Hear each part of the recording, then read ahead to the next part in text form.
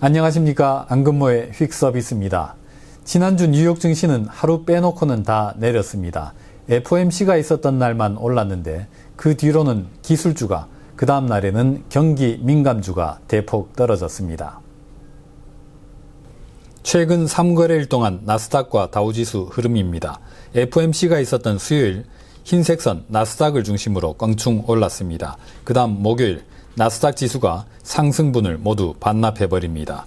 그리고 노란색선 다우지수가 금요일에 뒤따라서 급락했습니다. 다우지수는 금융, 에너지 같은 경기 민감주 비중이 높습니다. 연방기금금리 선물 내년 4월물에 내재된 금리 수준입니다. 내년 3월 FOMC 결과를 반영합니다. 지금 금리가 0.08%인데 그게 내년 4월에는 0.225%가 된다는 거죠. 지금보다 14.5bp 높아진다는 의미입니다. 25bp 단위로 한 차례 금리가 인상될 가능성이 대략 50%를 좀 넘는다고 보는 겁니다. 돈 빌려서 투자하는 사람들로서는 아무래도 부담이 되겠죠. 지난 금요일장 하루를 보면은 오전 분위기가 특히 싸늘했습니다.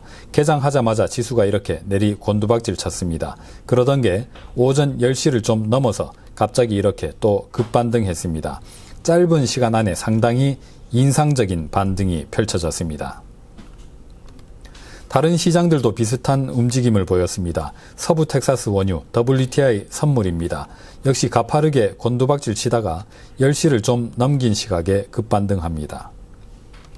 흰색선 미국 국채 10년물 수익률과 주황색선 달러엔 환율 모두 같은 시각에 저점을 찍고 올라갑니다. 비트코인 역시 똑같은 흐름을 탔습니다.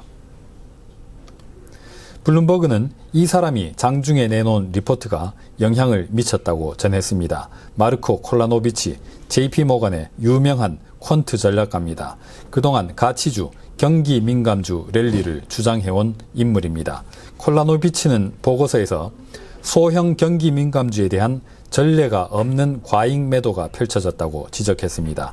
그러한 매도 논리는 오미크론과 연준이었는데 이게 연말 연시에 숏 스퀴즈, 경기 민감주 랠리로 귀결될 것이라고 주장했습니다.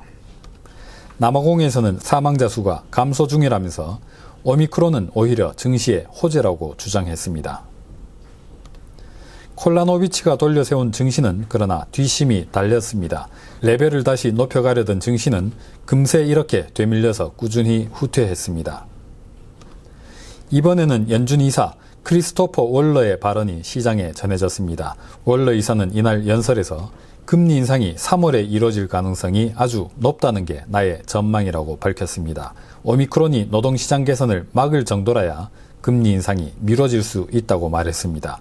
또한 3월 금리 인상 이후에는 4월 또는 6월 FOMC에서 조기에 양적 긴축을 시작해야 한다고 월러 이사는 주장했습니다. 보유 채권 중 만기가 돌아오는 원금의 일부를 상환받아야 한다는 얘기입니다. 미국 금리정책 전망을 반영하는 국채 2년물 수익률입니다. 월러 이사 발언이 전해진 직후 금리가 급등하면서 반응합니다.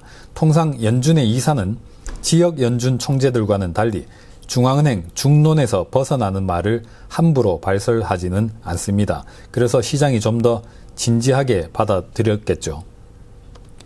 월러 이사는 양적 긴축까지 주장했습니다. 그런데 미국 국채 30년물 수익률의 반응은 이랬습니다.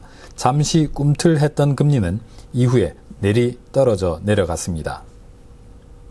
연준은 일단 오미크론보다는 인플레 파이팅이 우선이라고 방향을 잡아놨습니다. 하지만 오미크론 역시 만만치 않은 속도로 확산 중입니다.